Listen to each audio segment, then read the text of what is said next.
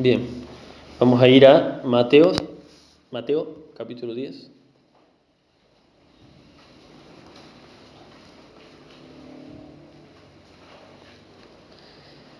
Del versículo 16 al 25 nos toca hoy. La Reina Valera tiene el título Persecuciones venideras. Dice, he aquí, yo os envío como ovejas en medio de lobos. Sed, pues, prudentes como serpientes y sencillos como palomas. Y guardaos de los hombres, porque os entregarán a los concilios, y en sus sinagogas os azotarán. Y aún ante gobernantes y reyes seréis llevados por causa de mí, para testimonio a ellos y a los gentiles. Mas cuando os entreguen, no os preocupéis por cómo o qué hablaréis, porque en aquella hora os será dado lo que habéis de hablar. Porque no sois vosotros los que habláis, sino el Espíritu de vuestro Padre que habla en vosotros. El hermano entregará a la muerte al hermano. El hermano entregará la muerte al hermano, y el padre al hijo, y los hijos se levantarán contra los padres y los harán morir. Y seréis aborrecidos de todos por causa de mi nombre, mas el que persevere hasta el fin, éste será salvo. Cuando os persigan en esta ciudad, huid a la otra, porque de cierto os digo que no acabaréis de recorrer todas las ciudades de Israel antes que venga el Hijo del Hombre. El discípulo no es más que su maestro, ni el siervo más que su señor. Bástale al discípulo ser como su maestro y el siervo como su señor. Si al padre de familia llamaron Belcebú, cuánto más a los de su casa. Amén. Bueno, continuamos entonces con este estudio. Las dos semanas anteriores, ¿no? Vimos cómo, primero que nada, Jesús elige de todos los discípulos que tenía, elige a los 12 apóstoles, ¿no? Les cambia el título, les pone un título especial que habíamos visto que significaba enviados, ¿no? O comisionados para hacer algo. Representantes también significaba. Y también vimos cómo el Señor, en la semana pasada, cómo el Señor les dio esa primera misión de ir, ¿a dónde tenían que ir a predicar? ¿A dónde era el primer lugar? Ahí a su tierra, ¿se acuerdan? No tenían que ir por camino de gentiles, no tenían que ir a predicar a lugares lejanos, tenían que empezar por ahí, por Israel, por Galilea, por todos esos lugares más cercanos a ellos. Primero los llamó, luego los preparó, como vimos, seguramente durante unas cuantas semanas, tal vez meses, los estuvo preparando, los envió, pero obviamente antes de enviarlos, les da ahora una advertencia, ¿sí?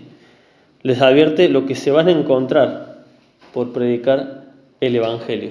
Sin duda que Jesús, no podemos decir de él, nunca podríamos porque él es la verdad, ¿no? Pero nadie va a poder decirle a ninguno de sus discípulos me mentiste. Nadie va a poder decirle eso porque él fue sincero desde el principio. El precio por seguirlo es bastante alto, ¿no? Existen muchos casos de personas que llegaron a una iglesia.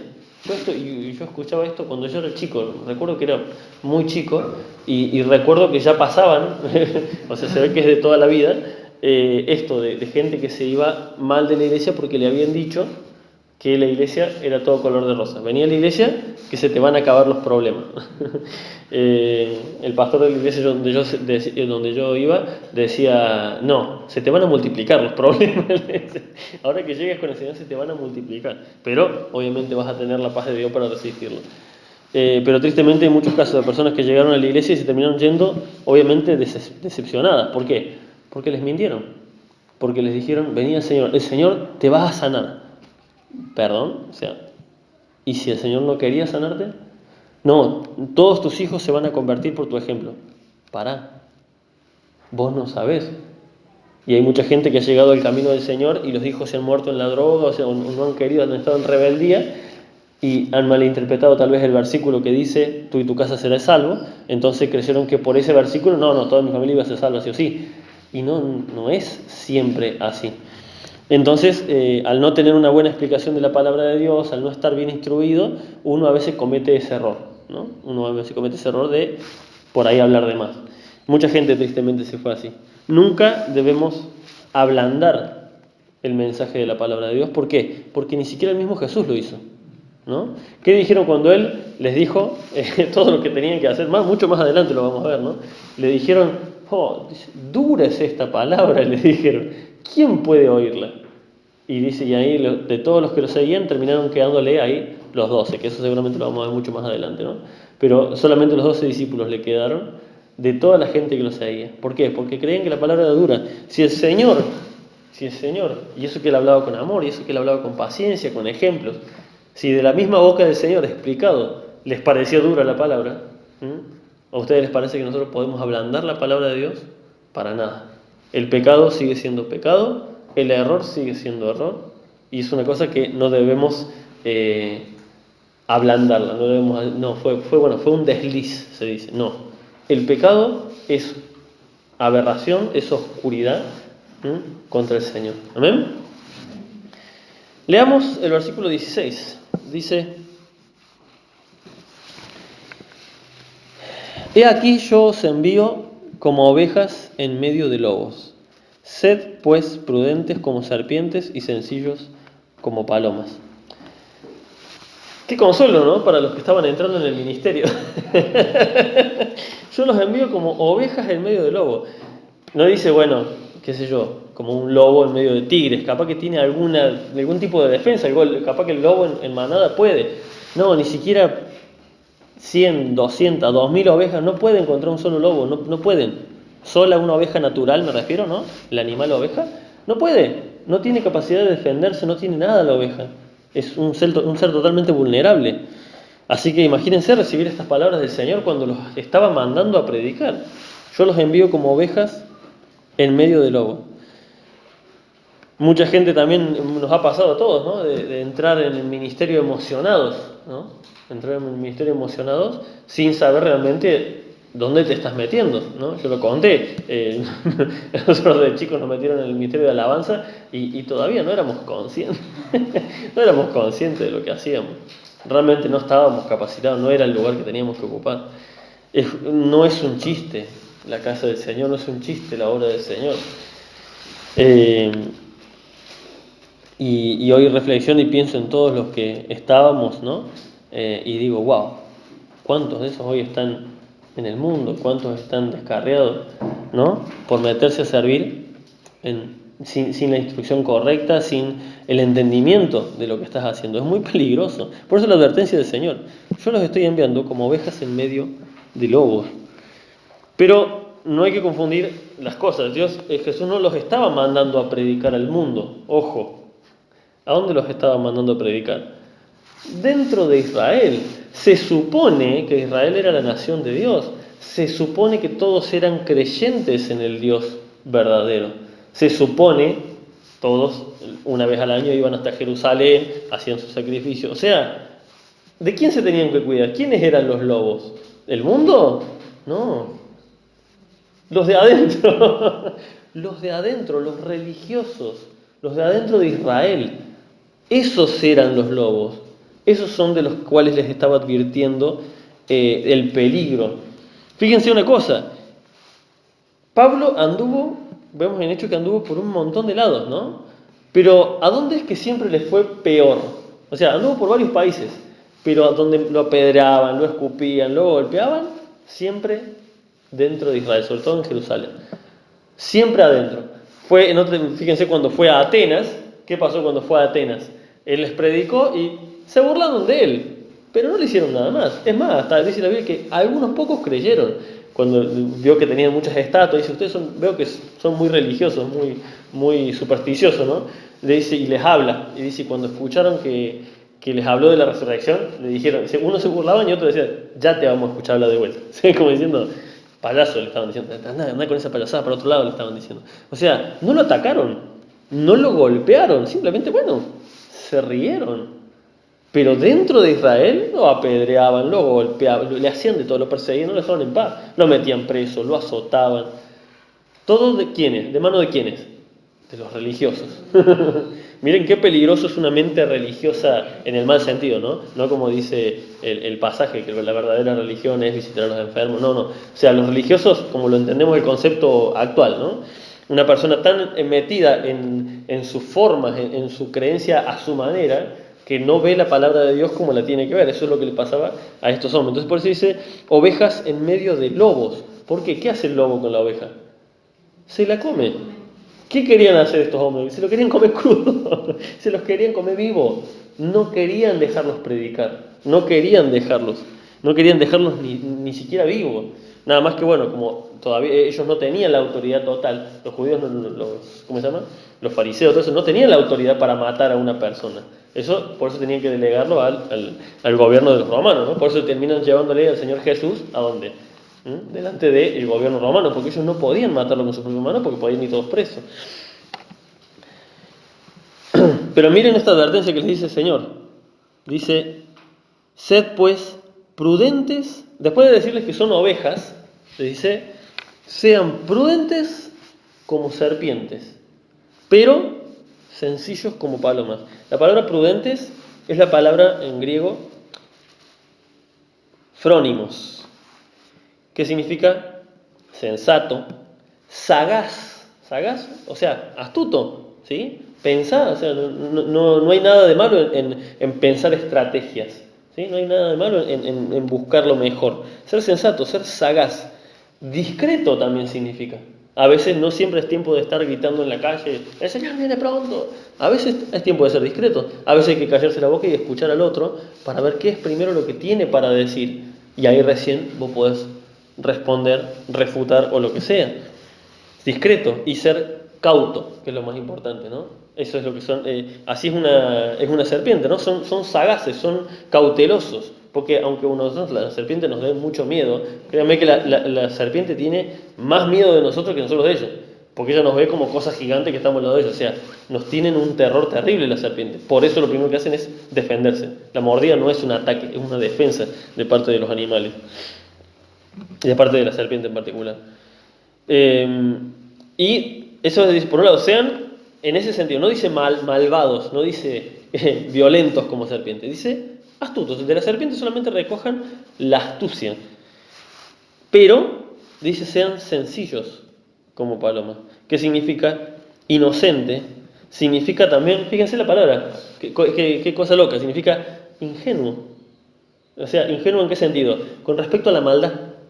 Con respecto, por ejemplo, a las malas intenciones, a los malos chistes groseros, ser ingenuo con respecto a eso, no estar tan vívido en esas cosas, no hace falta.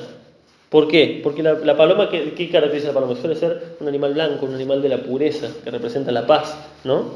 Pero también significa esto, fíjense, también significa sin mezcla.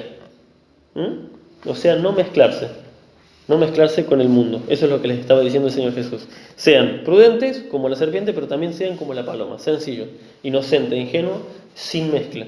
Versículo 17 y 18.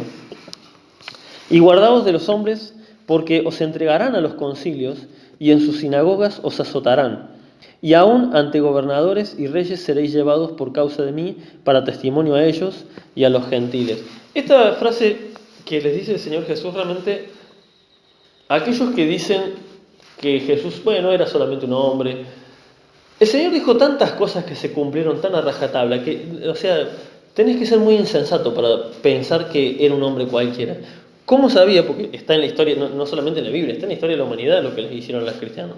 Los azotaron, los perseguían, dice, los van a terminar llevando ante reyes. ¿Qué le pasó a Pablo? Precisamente eso. Los terminaban llevando ante autoridades grandes, ¿no? Esto no lo pudo haber dicho hay un hombre sabio, porque ¿cómo sabía exactamente qué es lo que iba a pasar? Realmente Jesucristo es el Señor, realmente Jesucristo es Dios, ¿no?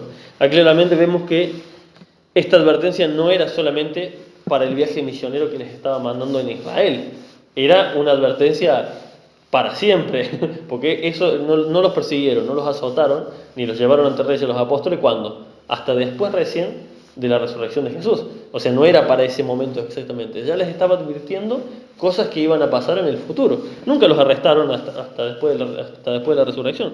Así que, obviamente, Este pasaje es un pasaje válido para nosotros, ¿no? Cuando veíamos que le dicen no le prediques a los gentiles, solamente a los de Israel, eso era un mandato para los discípulos. Ahora, esto es una advertencia barra mandamiento para nosotros, ¿no? Dice, guardaos de los hombres, guardaos de los hombres. Eh, Cuando dice los hombres se refiere a el ser humano. O sea que lo que les estaba diciendo es, no sean tan confiados. Tengan cuidado con quién, con el hombre. Porque si recordamos, Pablo le dice a Timoteo que muchos, dice, vendrán con apariencia de qué. ¿Se acuerdan? Apariencia de piedad. Esa advertencia de Pablo se le dice a Timoteo. Muchos van a venir con apariencia de piedad. Tenemos el caso de aquel hombre que se le acercó a Pedro pidiéndole pagarle para recibir los dones del Espíritu Santo. En teoría su intención era bueno, tenía apariencia de piedad, pero lo que tenía por dentro era un corazón podrido realmente. Y ni hablar de Ananías y Zafira, ¿no? Gente que estaba dentro de la iglesia, pero su corazón estaban corrompidos, eran gente perversa, tal vez sin ellos darse cuenta de lo perversos que estaban, de lo que estaban haciendo. Tal vez ellos mismos creían que eran buenos cristianos. Pero dice, ojo, cuídense, dice, como dice, guardaos de los hombres, ¿sí? De cualquier persona que se acerque. Tengan cuidado. En eso entra lo que dice, ¿no? Sean cautelosos. Y guardaos de los hombres, porque os entregarán a los concilios y en sus sinagogas os azotarán. Esto obviamente les pasó. Y aún ante gobernadores y reyes seréis llevados por causa de mí, para testimonio a ellos y a los gentiles. ¿Cuál es el objetivo de la persecución? Si dijimos que esto era un mensaje para ellos, pero también es un mensaje para nosotros. ¿Cuál es el objetivo de la persecución? Lo dice ahí claramente. Para testimonio a ellos y a los gentiles. Para predicar, hermanos. Siempre que el Señor permitió persecución a la iglesia cristiana, el objetivo era que se expandiera el reino. Cada vez que había mientras había paz, cuando, lo mismo Biblia dice en Hechos, estaban dentro de Jerusalén, estaba la iglesia todavía ahí. Ahora, cuando los empezaron a perseguir, se dispersaron por todos lados. Y ahí sí empezaron a predicar por todos lados. Estaban muy cómodos. Ahora, cuando vino la persecución, ahí recién se expandieron. Y cada vez, no solamente ahí en la iglesia primitiva, durante todos los siglos venideros, todos estos años, hasta hace unos 500 años más o menos, cuando ya se puede, un poquito más de libertad tenemos a nivel del mundo, ¿no? Pero antes era muy perseguida la iglesia en muchos países. Mientras más se perseguía, ¿qué resultado tenemos hoy en día? Que el Evangelio llegó prácticamente a cada rincón del mundo. Ese era el objetivo del Señor con la persecución. Qué triste, la verdad, porque eso significa que si no hay persecución, no lo hacemos por voluntad propia. Es triste, ¿no? Terminamos evangelizando, predicando siempre a los que tenemos cerca. Pero a veces el Señor permitió, a veces no, varias veces permitió esta expansión del Evangelio. Cada vez que los perseguían a la iglesia, dice, se multiplicaban exponencialmente. O sea, se multiplicaban en gran cantidad. No es que había 100 y después había 200 cristianos. No. Si había 100 cristianos, al año siguiente había 1000 cristianos.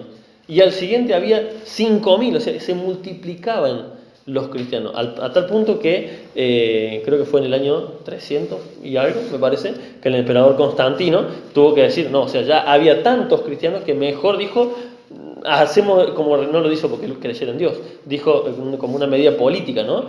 Vamos a hacer que el cristianismo sea la religión oficial, porque ya había demasiado, y mientras más los perseguían, más se multiplicaban. Entonces, como dice el dicho, el dicho mundano, si no podés con ellos, uníteles.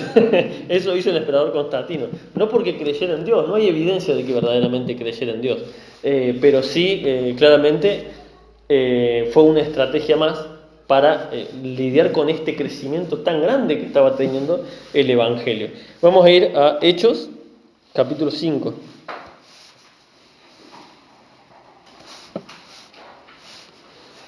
Fíjense lo que pasó en Hechos capítulo 5.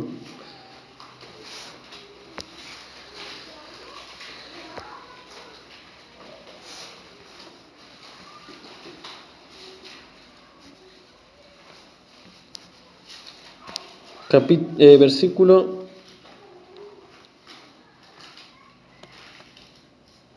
Versículo 40 y 41. Dice, bueno, aquí tenemos el caso, ¿no?, de estos discípulos del Señor que habían estado predicando y les dijeron que no prediquen, y obviamente ellos seguían predicando, y los llamaron, los quisieron matar, obviamente, pero un hombre les hizo entrar un poco en razón y les dijo, no, esperen, o sea, no vaya a ser cosa que estemos luchando contra la voluntad de Dios, así que por las dudas los azotemos nomás.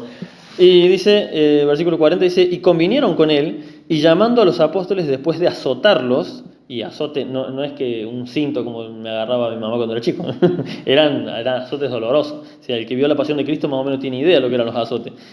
Y convinieron con él, y llamando a los apóstoles, después de azotarlos, les intimaron que no hablasen en el nombre de Jesús y los pusieron en libertad.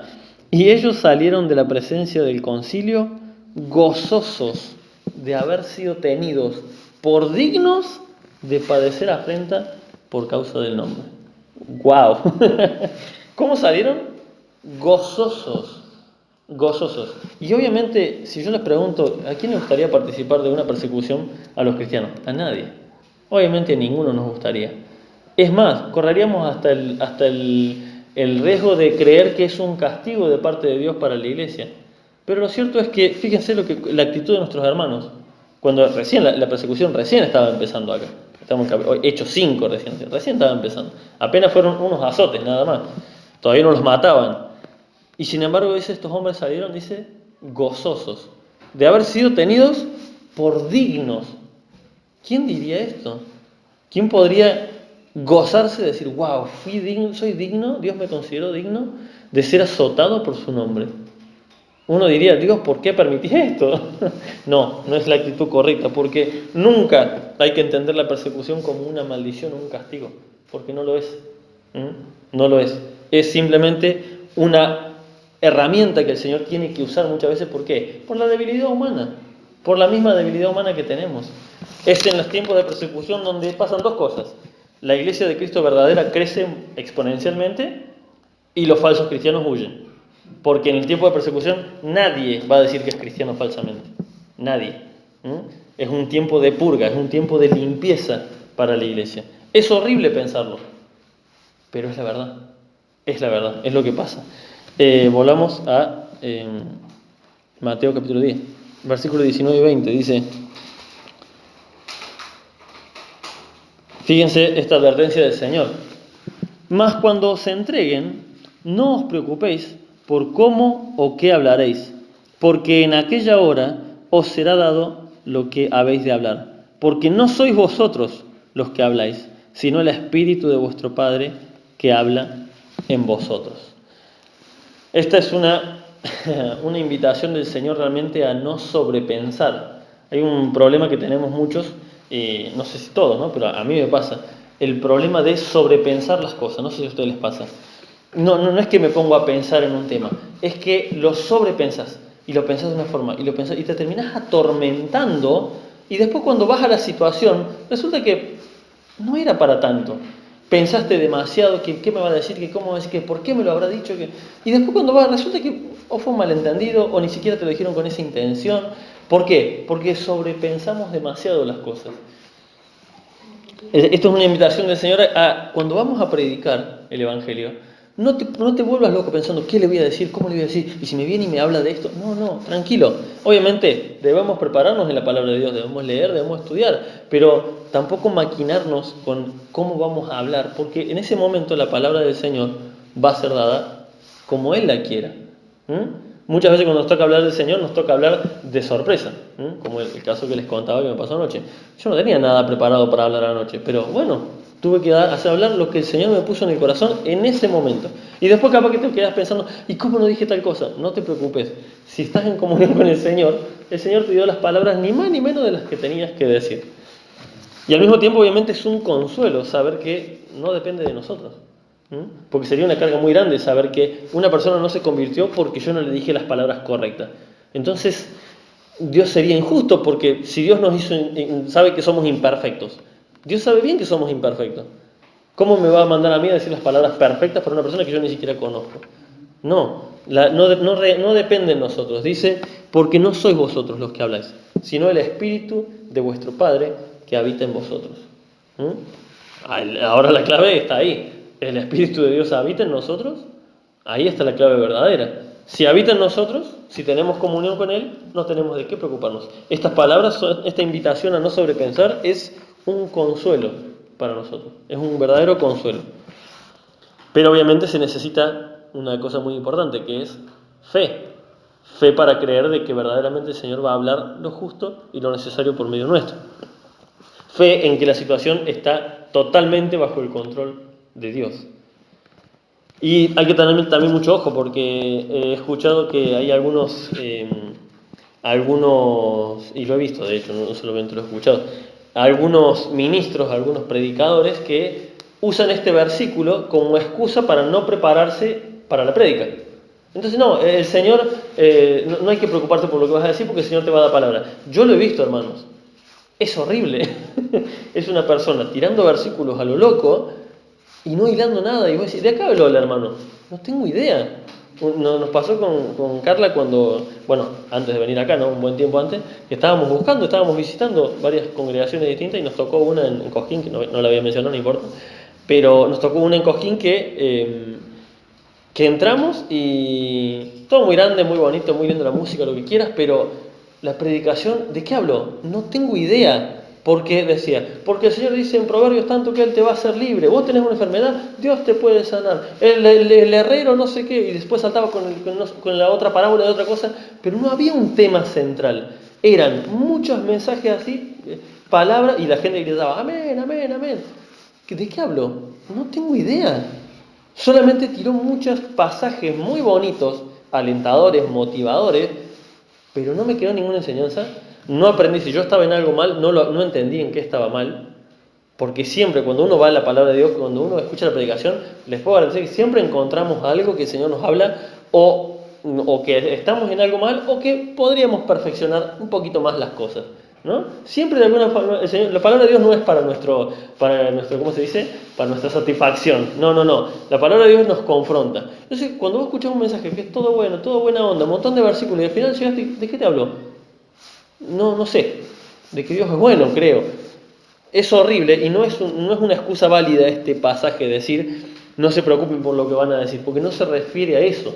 Está hablando de que no te preocupes cuando te metan en estas situaciones de acusarte falsamente, de llevarte delante de las autoridades acusándote falsamente. Ahí es que no tenés que pensar, no, yo voy a llamar a mi abogado para que haga esto, para que hable, porque yo tengo derecho a expresarme libremente. No, tranquilo. El Señor dice, si te toca vivir una situación así, no te preocupes. Yo te voy a dar las palabras justas. Como les decía, eso obviamente también es un consuelo, pero también es un consuelo no solamente para la predicación, sino para la vida cotidiana, porque hay muchas veces que nos preocupamos por cosas que no sabemos cómo vamos a reaccionar, pero también es válido para la vida cotidiana. No hay que vivir sobrepensando la vida cotidiana. Eso es parte de descansar en el Señor.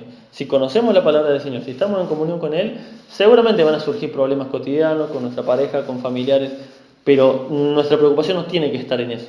Nuestra preocupación tiene que estar en la palabra de Dios. Él nos va a dar la palabra.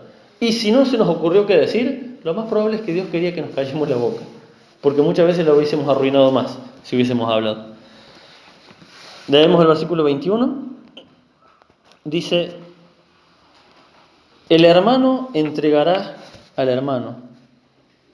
la muerte al hermano, y el padre al hijo, y los hijos se levantarán contra los padres y los harán morir.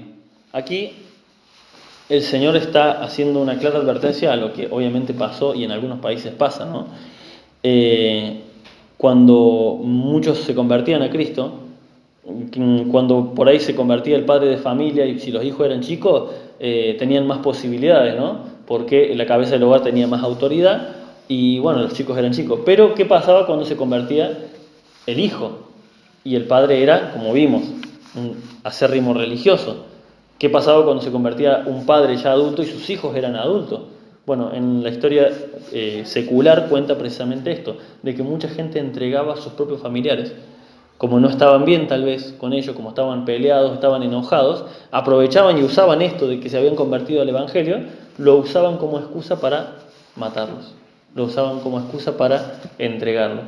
Así como se cuenta lo que pasó en la época de las cacerías de brujas, ¿no? Que decían que había muchas brujas entre ellos y obviamente aprovechaba cualquiera que a lo mejor se quería deshacer de la esposa porque ya estaba cansado, enojado y decía, mi mujer es bruja. Chao, sonó. Bueno, así pasaba en los tiempos, en aquellos tiempos y en algunos países hoy en día todavía pasa. Dice, el hermano entregará a la muerte al hermano. Entregará. No significa que él lo iba a matar. Significa precisamente eso. Una traición a su propia sangre. ¿Mm? Qué terrible. Qué terrible. Pero esto fue lo que les tocó vivir a muchos de ellos, ¿no? En nuestra sociedad actual, o sea, más que nada nosotros los argentinos, no nos pasa, ¿no? No nos pasa este tipo de cosas. Pero en países donde el cristianismo todavía es perseguido, es muy común, como en China, como en Corea del Norte, como en Afganistán, estos lugares, el cristianismo, a mí me sorprendió el otro día cuando yo no sabía que en la India el cristianismo estaba prohibido. ¿Cómo que en la India? Si tienen 700 millones de dioses. ¿Ustedes sabían eso? En la India vos agarrás una piedra, literal, no estoy haciendo un chiste, vos agarrás una piedra, la pones ahí y decís, este es mi Dios, y todos tienen que aceptar que ese es tu Dios. O sea, adoran lo que sea en la India, pero el cristianismo está prohibido. ¿Qué? Bueno, yo pensaba, bueno, entre tantas cosas debe haber cristianos que están a full. No, está prohibido. Fíjense qué locura. Bueno, en estos países cuentan los misioneros de este tiempo, cuentan eso, que pasa muy seguido, que cuando un familiar no está bien con su familia y se convierte a Cristo, suele ser entregado a muerte, para tener familiares así, ¿no? Dice, fíjense, por eso le dice, guardaos de los hombres. Tengan cuidado, dice, precisamente con quién. Con los hombres, con los de su propia casa, aún con los de su propia casa. Guardaos de los hombres. Versículo 22. Y seréis aborrecidos por causa de mi nombre, mas el que persevere hasta el fin, éste será salvo. Esto de, fíjense, dice, y seréis aborrecidos de todos por causa de mi nombre. Esto de aborrecer a los cristianos, a pesar de que nosotros decimos, vivimos en persecución actualmente nosotros, y la verdad que no es una gran persecución. Cuando mucho algunas palabritas, cosas que se dicen, se nos dice retrógrado, se nos dice exagerado. Pero ¿saben una cosa? Lentamente se va viendo cada vez más grande esta actitud aborrecer a los cristianos. Esto yo lo veo mucho en las redes sociales, en un montón de lugares se empieza a ver aborrecer, el odio, el asco hacia los cristianos. Hemos visto las manifestaciones feministas y ¿qué fueron a hacer? Fueron a defecar delante de iglesias. También eran iglesias católicas, pero ellos creen que ese es el lugar de Dios. Entonces fueron a hacer esa asquerosidad. Es una manifestación y no pasa nada. Bueno, hicieron caca en una iglesia, nada más. Después en las redes sociales dicen, no, que todos los cristianos somos unos exagerados, que somos unos, como no permitimos que la mujer tenga aborto, somos unos misóginos, porque queremos tener a la mujer sometida, que decimos que el matrimonio es algo para toda la vida, instituido por Dios, y somos unos religiosos asquerosos, somos unos conservadores. Ahora la palabra conservador resulta que es una mala palabra, una cosa de loco, pero bueno, la palabra conservador hoy en día es una mala palabra. No puedes ser conservador en cuanto a la familia, no puedes tener, o sea, ¿qué significa conservar? O sea, que algo no se pudra, que algo no se eche a perder. Bueno, ser conservador está mal. Ser conservador, no, hay que ser dilapidador, no importa nada, ¿no? No importa nada. Ser conservador con la familia, querer una esposa para toda la vida, querer a tus hijos bien, eso está mal. Sos un machista, sos un asqueroso, sos un retrógrado. Empieza con palabras. Todas, hermanos, las persecuciones de la historia de la humanidad hacia el cristianismo empezaron con palabras. Cuando vemos primero a Jesús, ¿cómo lo atacaban? Con palabras. Primero con palabras. ¿A qué los llevó? A ser entregado para ser crucificado. A los discípulos, ¿qué les decían ahí? No vuelvan a predicar en ese nombre. Empezó con palabras. Luego pasó de la censura a el ataque físico, luego a la muerte. Siempre la persecución empieza por palabras. Y yo realmente no lo quería creer, pero ¿saben qué? Sí, ya estamos en tiempo de persecución. Aunque nos cueste creerlo, ya estamos en tiempo de persecución. No es para victimizarnos, ¿eh? Es como dice el mismo Señor Jesús, sean astutos, sean sabios.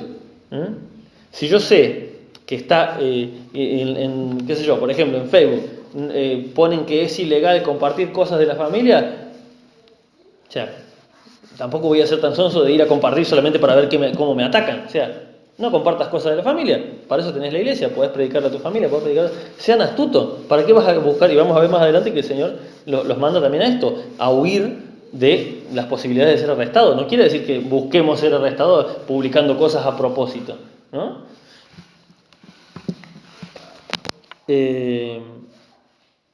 Y después dice, fíjense, versículo 22, continuamos ahí, dice: y seréis aborrecidos de todos por causa de mi nombre, mas el que persevere hasta el fin, éste será salvo. Cuando dice este será salvo, no quiere decir que la salvación se gana muriendo por haber sido perseguido, no se refiere a eso. No hay que llegar a ese límite, porque hay muchísimos hermanos en Cristo que han fallecido en total paz. Hay mucha gente que conocemos que ha fallecido en absoluta paz. No ha sido perseguido, no estaban en preso, nunca conocieron lo que es ser perseguido de verdad, así que no se refiere a eso, ¿no? Sino que más bien que la perseverancia en los tiempos de prueba es una demostración de la salvación, ¿sí? Esa perseverancia, el que persevera hasta el fin, lo que está demostrando es que verdaderamente tiene la salvación en él. Porque si la salvación fuera por medio de morir martirizado, entonces sería por obras, no sería por gracia. Además, es un consuelo para los que perseveran, obviamente, hasta la muerte. Porque mucha gente necesitaba este consuelo. Cuando lo dice el Señor Jesús esto, en aquel momento sí era un consuelo, porque verdaderamente los perseguían hasta la muerte. Pero ellos sabían que inmediatamente después de morir, no te preocupes. Era como decirles esto: no te preocupes, persevera hasta el fin, que después de esto vas a ver la gloria. Obviamente no va a ser el galardón que va a recibir, no sé, Maico, si muere en su cama orando, que el que va a recibir Esteban, siendo apedreado por predicar la palabra de Dios. Delante del Señor, en el tribunal de Cristo, los premios van a ser otros, pero la salvación es una misma, y es por Cristo y es por medio de la gracia de Cristo. Y terminamos con el versículo, pasamos al 23. Fíjense, dice: cuando os persigan en esta ciudad, esto es lo que yo les decía recién, cuando os persigan en esta ciudad, huid a la otra, porque de cierto os digo que no acabaréis de recorrer todas las ciudades de Israel antes que venga. Antes que venga el Hijo del Hombre. Fíjense lo que les decía, la advertencia es clara: cuando los persigan en una ciudad, huyan a la otra. No les dijo háganse los valientes, pónganse y plántense ahí. No, era una advertencia también a ser sabio, a ser sagaz, a ser astuto. ¿Qué pasó con Pablo? Cuando lo estaban persiguiendo, lo tuvieron que bajar en una canasta, ¿no? Y escapar de la ciudad porque lo estaban buscando para matar. No se iba a quedar, total, Dios me va a defender. También es cuestión de ser astutos, ser sagaces. Si podemos huir, en primer lugar la palabra de Dios dice: en cuanto de nosotros dependa, estemos en paz de todo. Pero si no podemos estar en paz con todo el mundo y nos quieren perseguir, y no nos quedemos ahí parados para que nos maten. No siempre quiere decir eso. Dios, como en todas las cosas, está en equilibrio. Dios nos da el equilibrio correcto. Nunca nos mandaría a ser imprudentes. Si vamos a la India a predicar en la calle precisamente para que nos maten, hay un problema ahí. Tal vez estamos haciendo un suicidio disimulado, porque si sabemos cuáles son las consecuencias. El mismo Jesús, vemos en la palabra de Dios que tuvo que huir muchas veces entre la gente. Dice, se iba entre la gente, no quiere decir que pasaba así sacando pecho, entre la gente a los empujones, porque lo querían tirar de un despeñadero. En otra ocasión lo querían apedrear y también tenía que escapar o por atrás o por el medio de la gente, tenía que buscar la forma de salir. No era que Jesús era un cobarde, era que no era el tiempo de él de morir. El tiempo de él de morir era en la cruz. Entonces, ¿cómo se iba a exponer a ser apedreado en vano? Obviamente, esto no es un acto de cobardía, huir de los problemas. El mismo José huyó de los problemas. No se quedó a predicarle a la mujer de Potifar, a decirle: no, mirá, hermanita, vos tenés que serle fiel. No, huí, huí del pecado, huí de los problemas, huí de las persecuciones. Predicá, pero huí. ¿Por qué? Porque tenemos que seguir vivos para predicar el Evangelio. Si no, vamos a ser soldados que morimos en la primera batalla directamente. Soldados que huyen sirven para otra guerra. Totalmente. No es una excusa para la cobardía. La palabra la tenemos que predicar. Ahora, si nuestra posibilidad está si nosotros está la posibilidad de evitar el problema, de evitar el conflicto, como les decía, el tema, lo que tenemos hoy en día, el tema de las redes sociales, no hace falta. No hace falta que nos vayamos a la calle a gritar: la homosexualidad es un pecado. Sería muy imprudente. Sería muy imprudente. Podés ir a predicarle a un homosexual y decirle que te pregunta sobre el Evangelio, vos le podés decir, o ir y decirle: mirá, el Señor te ama, qué sé yo, esto es un pecado. Puedes hablarlo personalmente con la persona. Sé prudente. No hace falta que te pongas a gritar los cuatro vientos en el medio de la marcha del orgullo gay, porque obviamente te van a apalear ahí mismo. Y encima la televisión va a decir: me parece correcto. ¿Amén? Y esta expresión, fíjense que dice: cuando os persigan en esta ciudad, huid a la otra, porque de cierto os digo que no acabaréis de recorrer todas las ciudades de Israel antes que venga el Hijo del Hombre. Aquí esta parte parece que está hablando de la venida del Señor, ¿no? Antes de que venga el Hijo del Hombre. Pero resulta, por lo que estuve viendo, que no se refiere a eso, muy probablemente se refiere a cuando se vuelvan a encontrar nuevamente, o que, no lo digo yo, ¿no? Les comento lo que he visto en varios comentarios bíblicos, porque es complicado. ¿Cómo que no se va a predicar en todas las ciudades de Israel hasta que venga Dios? Hoy en día ya se ha predicado en todos lados. No. La palabra cuando se habla en la Biblia, en el Nuevo Testamento, de la venida del Señor, se usa la palabra parusía, que se refiere significa aparición repentina. Esa es la segunda venida. Pero acá dice cuando venga. La palabra literalmente es venir, o sea, cuando vuelva, cuando nos volvamos a encontrar, se refiere. O sea, después de todo esto porque recordemos que acá los discípulos los estaba mandando a predicar en todo Israel. Cuando nos volvamos a encontrar, eso es lo que quiere decir. No quiere decir exactamente. Acá hay un poco un debate, por lo que estuve leyendo, hay un poco un debate entre distintos ¿cómo se llama?, eruditos bíblicos, y no se ponen mucho de acuerdo. Pero lo cierto es que cada vez que la Biblia habla de la segunda venida, usa esa palabra. Venida usa la palabra parusía, aparición del Señor. Pero acá esa palabra, cuando vuelvas a buscar la original, acá de hecho la tengo, cuando venga, es la palabra erjomai, y significa simplemente, ¿a dónde está?, acercar, arribar, entrar. O sea, cuando nos volvamos a encontrar, ¿sí? Esto podía ser o después de que terminan de predicar, o tal vez cuando el Señor resucitara y se volvieran a encontrar. Tal vez se refiera a eso. Pero no era necesariamente la segunda venida, así que no hay que confundirlo con eso. Y terminamos, versículos 24 y 25. El discípulo no es más que su maestro, ni el siervo más que su señor. Bástale al discípulo ser como su maestro y al siervo como su señor. Si al padre de familia llamaron Belcebú, ¿cuánto más a los de su casa? Obviamente acá el Señor nos está advirtiendo de que si las cosas que le han hecho a él, ¿qué hicieron del Señor? Hablaban mentiras de él, lo calumniaban, lo perseguían, en la crucifixión lo golpearon, lo escupieron, lo crucificaron. Luego de resucitado, ¿qué hacen? Mienten acerca de él, dicen aberraciones. Hasta el día de hoy, es una cosa que yo se ve que tengo la capacidad de sorprenderme bastante débil, porque me sorprendo por cualquier cosa, pero digo, es como que todavía no puedo creer que tantos chistes respecto a Jesús. No veo chistes así de Buda, no veo chistes así del Dalai Lama, de quien sea, no, todo de Jesús. Como dijimos otra vez, de Alá, ni se animan a hacer chistes, ¿no? Pero, ¿y de Jesús? Bueno, eso es una clara, ¿cómo se llama? Una clara demostración de que Jesucristo es el verdadero Dios. Porque a nadie se lo ataca así porque sí. Verdaderamente, como dice la palabra de Dios, el mundo está bajo el maligno. Y al maligno no le interesa atacar a Buda.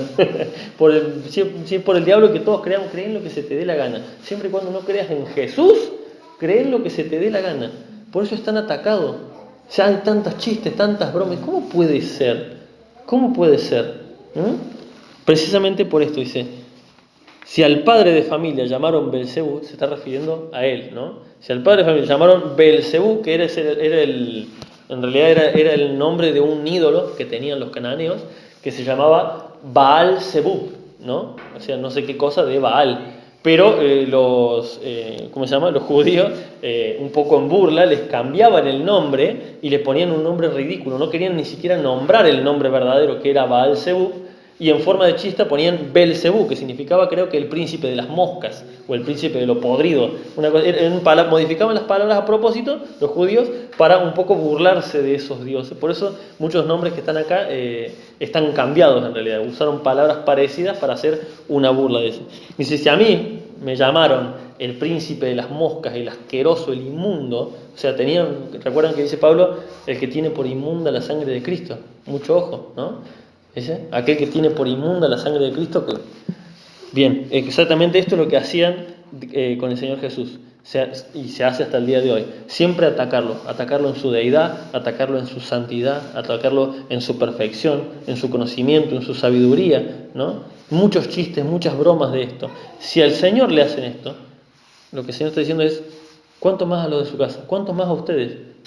No esperen que no recibir este tipo de trato, porque precisamente me lo dieron a mí, así que se los van a dar a ustedes. Se los van a dar a ustedes. Dice, el discípulo no es más que su maestro, ni el siervo es más que su señor. Obviamente vamos a tener exactamente o peor. Uno piensa, obviamente, el trato de Cristo, no podemos encontrar un trato peor que ese, pero no se refiere al dolor físico. Se refiere al trato, a todo lo que se dijo, a todo lo que se hizo de Él. Si se lo hicieron a Él, obviamente esperemos que para nosotros venga también. Es una advertencia clara del Señor para que estemos atentos, para que estemos despiertos en este tiempo. Yo soy el primero que reconozco que me costaba decir el cristiano es perseguido hoy en día. Porque digo, pero si somos libres, pero si podemos predicar, son palabras que nos dicen nada más. Yo mismo lo he pensado así, hasta hace nada. Pero lo cierto es que cuando vos lo analizás realmente te das cuenta de que verdaderamente la persecución ya empezó, solo que muchos no nos dimos cuenta. Esta palabra no es por casualidad que el Señor la haya traído este día acá. No es por casualidad que este día hayamos llegado hasta este pasaje. Estemos atentos. ¿Amén? El Señor les bendiga.